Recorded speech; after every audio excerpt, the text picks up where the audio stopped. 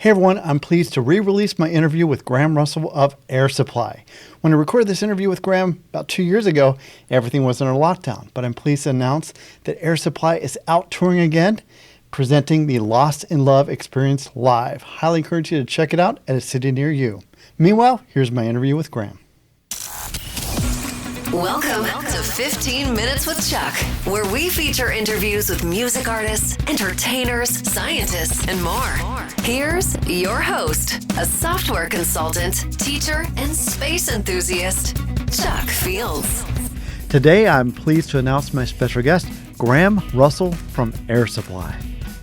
Air Supply has topped the charts with amazing hits that you probably know by heart.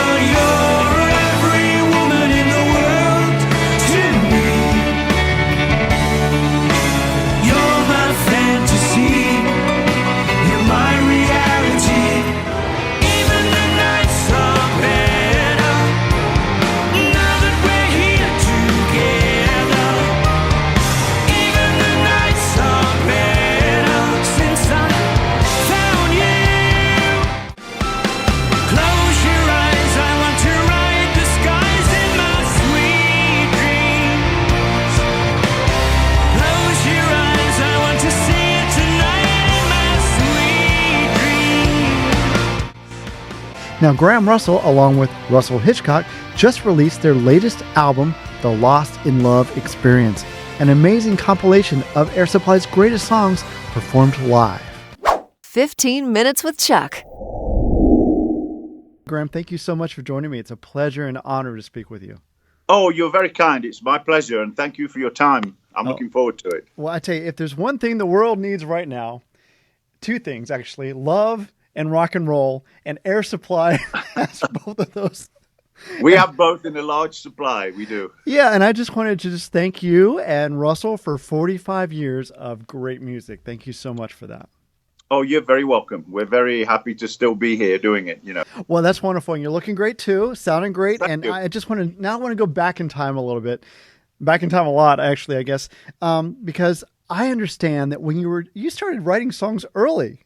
You wrote your first song at 11 years old called That Rockin' Feeling. Tell me about that. You've done your research. Oh, yeah. Well, I don't know what I was doing, and I still don't sometimes.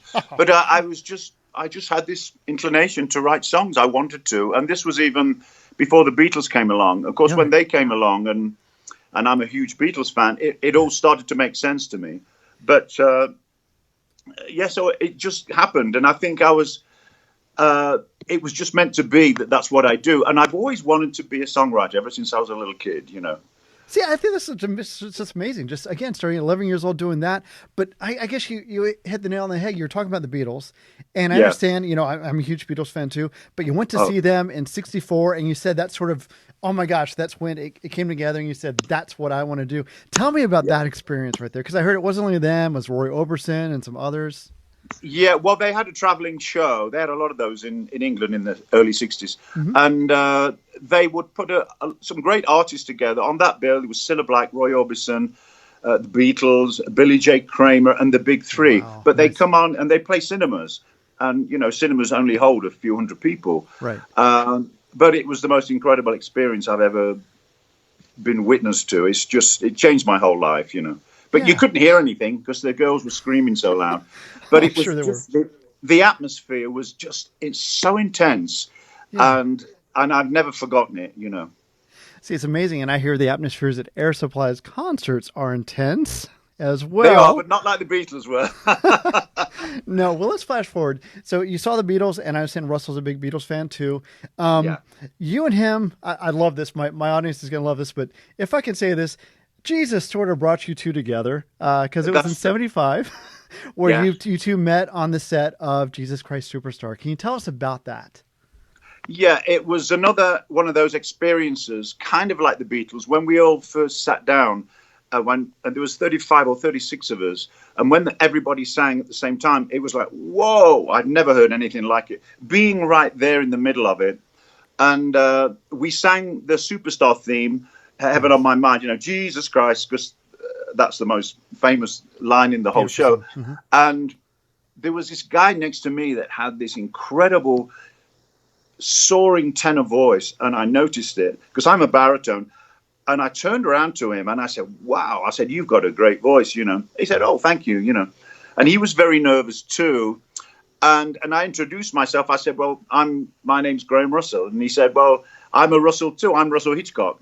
And we just struck up a great friendship, And funnily enough, in the show, all the apostles were paired together during the show. You had to do your movement with your other apostle partner. And they put us two together. Wow. So it was almost like it was predestined.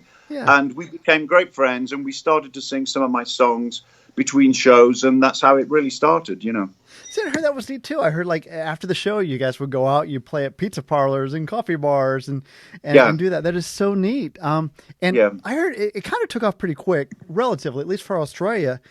A year later, within a year, you were actually opening for Rod Stewart, if I remember right. Yeah, we were. It was a strange experience because everything happened to us. We've been really lucky in our career. We've had incredible fortune come across our path, like, meeting Russell. Then we became great friends. Then we wanted to create a band while we were still in Superstar because we knew the show was going to go for maybe 18 months, 2 years. Mm-hmm. But after that, we wanted to work together and we wanted to continue in show business. So to do that, we had to create something. And so we started this little duo. And actually, the lady that played Mary Magdalene was in it too for a while with the three of us. And but then her role became too intense and she couldn't stay with us. Mm-hmm. But we played pizza parlors and coffee bars and folk clubs, and we just loved it. But we had this harmony thing going on. Yes. And we just sounded really good. And I don't mean that in an egotistical way. Sure. We just did. And people would come up to us and say, God, you guys sang good together. It was almost like we were brothers. And we knew we sounded good and we were playing original songs. So we were kind of on our way.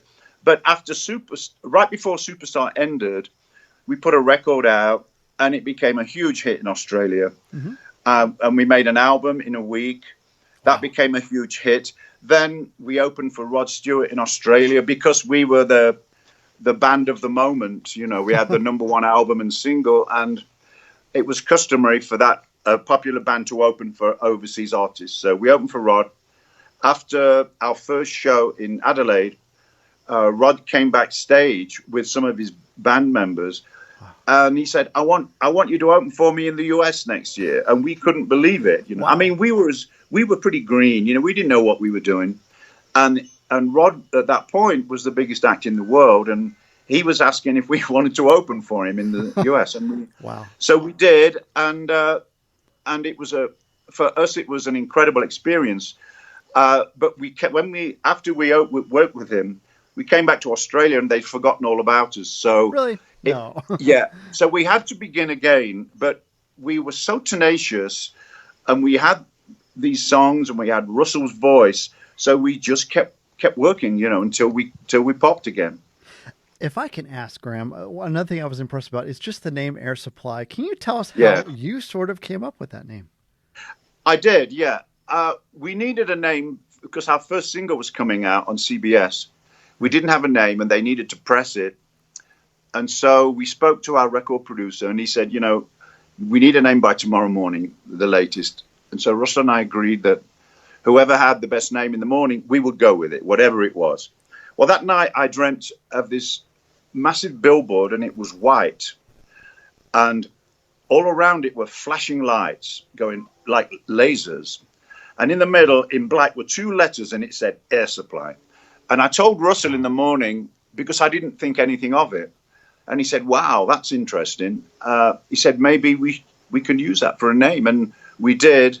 And that's how we got it, So it was kind of divine intervention again. Oh, well, I think that's wonderful. And again, as you said, you started and you weren't quite making it to the U.S., but all of a sudden things took off. And then 1980, I think, was a pivotal year for that. Lost in Love became the fastest selling single in the world. And then your second single, All Out of Love, climbed the charts even quicker. And Yeah. just in all that, you've had 7 top 5 singles, Yeah. equaling the Beatles' consecutive I run know. of 5 singles. How does that feel? That's incredible. Well, it feels great, and it's nice to have that that accolade, if you like. I mean, Sure. being mentioned in the same sentence as the Beatles is a great thrill for us. Sure. But it was a great achievement, But it took a lot of people to make it happen. We had a great record company. We had Arista. We had Clive Davis that was really behind us, and we had some great songs, and we had Russell's voice, and I think too, because Lost in Love came out in 1980 in January, so it was a new decade and it was a new time, and I think at the turn of a decade, people are looking, or then they certainly were looking for a different sound, something different. And here were Russell and I. We were an Australian band. We talk a little bit funny, and we had this great record, and people just loved it. And it was all over everything. You couldn't put the radio on without listening to it. Right. And so for us, it was the beginning. We'd done a lot of hard work, but that was the beginning. And we thought, wow, we've arrived. But then we still had a lot of hard work to do, which we did, You did. And Greg, I want to kind of ask this because, you've written these wonderful songs. And again, you and Russell together are just this fantastic duo on there. What's it? Yeah. Is it hard for you to write these songs? Because it sounds, again, like you just come out with them quickly. And I know you can't put songwriting on an assembly line, but what is your songwriting process to come up with these incredible songs? Well, thank you very much. Sure. Well, I've been writing songs for so long, and I think the first 1,000 songs that songwriters write are usually figuring out how it operates. And I think everybody works differently. I mean, I know a lot of different songwriters, and they're all different. But with me, I write every day, and when I wake up in the morning, there's words or a phrase or a melody going in my head. So I come down, I play my guitar, I play the piano, and I see if anything's there. But I'm very aware of where that song might be, and I'm a big believer that inspiration comes to you, and you have to strike. It's like when you're going fishing, you've got the line in the water, right, and then suddenly a fish will bite the line, and you've got to haul it in. And it's like that with me. Wow. I just kind of know when it's there and when I'm in the space, and I don't bother if I'm not in that space, because it's really a waste of time. Sure. To write, but at least I can practice playing piano. But I'm very aware of where the song is, and if I feel it over there, I'll just go and grab it and pull it in. But I'm very fortunate because I write very quickly. I don't labor over songs, and so that's a great thing to have for me, because I'm very mercurial. I like grabbing things, and I kind of go fast, so that works for me. I couldn't imagine laboring over a song or going, oh God, what's a rhyme for this? With me, it has to happen really quickly, See, I think that's wonderful. And are there any, of all the songs you've written, all the incredible songs, is there any one that sort of stands out to you, or any particular? I know they all have their special meaning, but one that sort of stands out that, wow, you got to that point where I love the fishing analogy, by the way, but you caught that bite, you pulled it in. Is there one in particular that stands out that you can kind of share? Yeah, well, there is a few, but for me, All Out of Love is the song, and I think yes, when all's said and done, when we're all gone, I think Air Supply will be remembered for that song, and people will remember it hopefully for a long time. Yes. I mean, I hear it on the radio every day if I'm driving around somewhere, and it still sounds really fresh and it sounds current. Yes. And I think, if you listen to any Beatles song, for instance, it doesn't matter which one it is, it still sounds great, and it still sounds like it's current right now. So they have like 200 or 300 of those. I don't have that many, but All Out of Love for me epitomizes what Air Supply is all about. It's the soaring tenor voice of Russell. It's a great melody, and it's a simple song, and it just sounds good. And that it's over 40 years old now, which is frightening, but it's still current. It's still in movies, and you hear it all the time. So I'm very proud of that particular song, because it's brought great memories and great things to people around the world, and they'll always have that, Right. And I feel very, very honored to be a part of that thing for everyone around the world to be a part of their lives, Oh, it is incredible. And I have to admit, just, your recent album, Lost in Love Experience, is incredible. And as I've been playing that, I mean, it's just funny how we still know the words. Doesn't matter how long it's been. My wife and I were just singing along the words, and it's just incredible. And I do want to talk about the experience itself because, again, I regret that I have not yet seen Air Supply in concert, but I've had several family members who have, and they say you guys just really rock out. It's a fantastic experience. Your diehard fans are called Airheads, which I just love. Yeah. You've given thousands of concerts every year. This year's a little bit weird, but last year you celebrated your 5,000th concert. I think you gave that in Las Vegas. Yeah. And I've seen some of your fans have actually seen your concerts 1,000 times, which is incredible. They have. Yeah. For those who haven't seen you perform, what is the Lost in Love experience like? It's very hard to define, and we do a lot of meet and greets, and we talk to our fans after the show. And oftentimes we'll say to them, "What is it? Why do you keep coming back? Because we want to know what it is." And they would always say, "It's nothing in particular, but it's everything." And they say, "It's this experience you get." And they say, "It's not one thing, it's everything." So we tried to think about that, and we said, "Okay, let's use that word." And I know a lot of people do, but we really mean it. I mean, it's an experience that we can't define. It's the songs. It's a great evening that everybody's sharing, and we have a great time too. We just love to perform, but seeing all the audience, they laugh and they cry, and we feel it too, and it's real. There's nothing made up or fake about it. It's a real feelings between us and the audience, and that's really what it is. It's listening to music and songs that have changed their lives or brought them through hard times perhaps and difficult moments, but now they're in the audience and we're sharing that together, and it's just a great feeling. It's really a unique feeling. See, I think it's neat. I do want to go just real quick about just your and Russell's friendship. In all this time, I've heard you've never had a real argument, which is just incredible. What do you attest to that? That's just tremendous friendship and respect, in my opinion. It is. We have great respect for each other. I respect Russell's privacy, and I know him like nobody else on the planet. And I think, we've been through the trenches together in the early days of Air Supply. Now we don't go in the trenches as often, except when we're traveling all the time. Right. But we understand each other. I'm allowed to just write songs, which is what I want to do. I don't want to be the lead singer. I'm not a lead singer anyway. Russell doesn't want to write songs. He just wants to sing. So it's a perfect scenario where we allow each other to do that. And, we've never had an argument because there's nothing to argue about. We both look after the band and make decisions about the band with our manager. That is very democratic and diplomatic. And for instance, if there's a show that comes up and our manager says, "Do you want to do this show? The travel's hard. You got to get up at 4 a.m.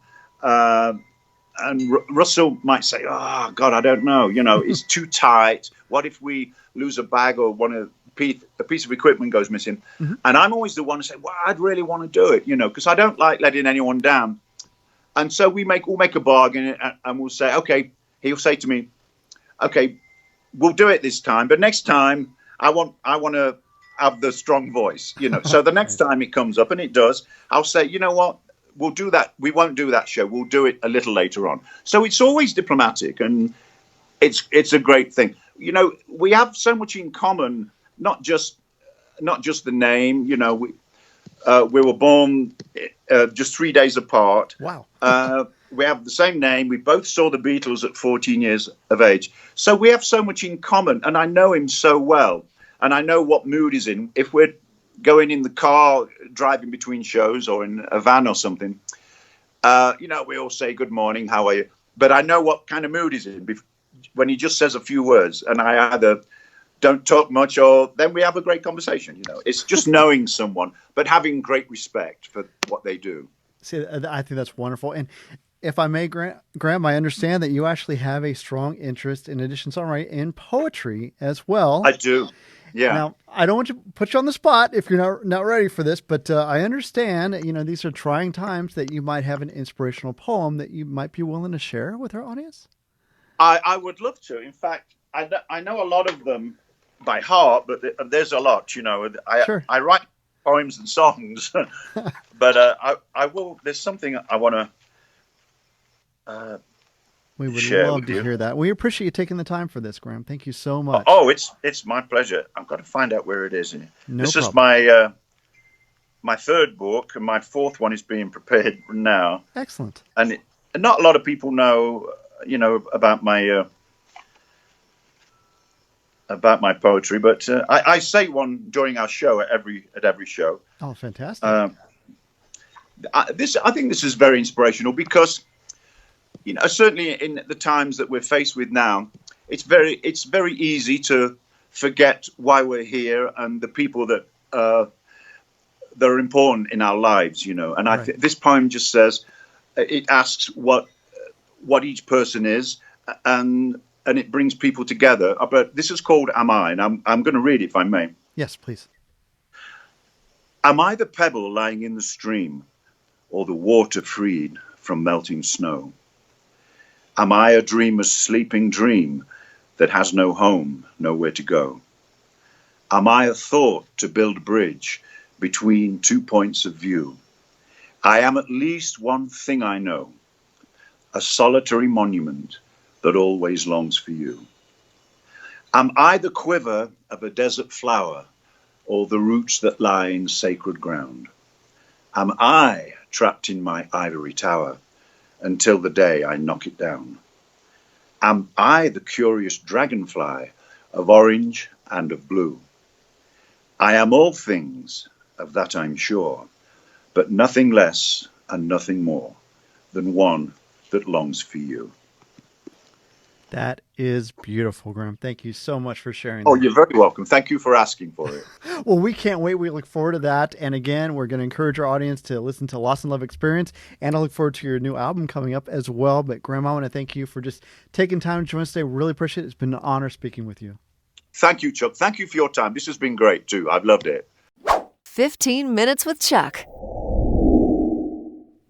Wow, I really enjoyed my conversation with Graham today, and I'm loving their music from the Lost in Love Experience. Also really enjoyed Graham's poem that he shared today. I want to thank him so much for joining me. If you'd like to find out more, just go to their website at airsupplymusic.com. I want to thank you for taking time to join us today as well. Again, we'd love it if you'd share this episode with a friend. Also, if you can like us, if you're watching on YouTube or on your favorite podcast application, if you can give us a 5-star rating, we'd love that too. At any rate, thank you so much for taking time to join us today. Stay safe out there. God bless.